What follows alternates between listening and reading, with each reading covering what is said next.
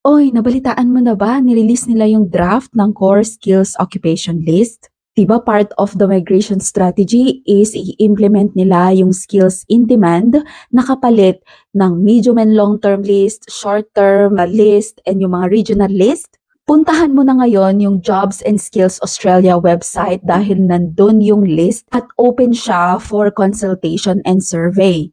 Take note, hindi pa naman ito yung final advice na ibibigay nila sa Australian government, pero mahalaga na malaman mo ito. Hindi, ano bang relevance nung draft CSOL para sa akin? Samahan mo ako at ipapakita ko sa'yo.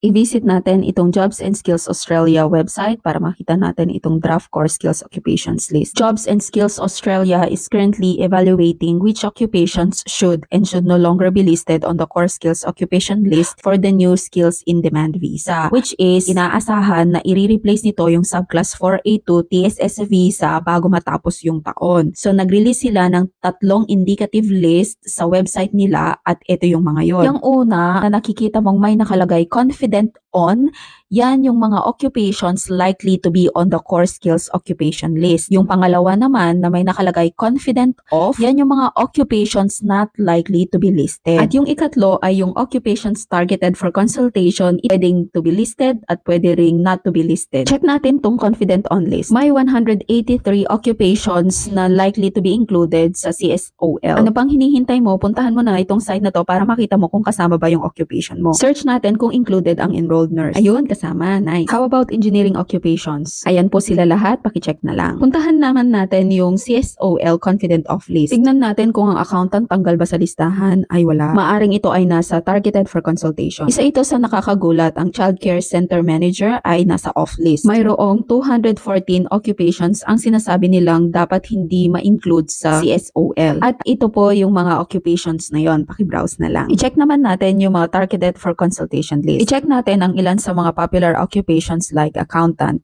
chef, pharmacist, engineers.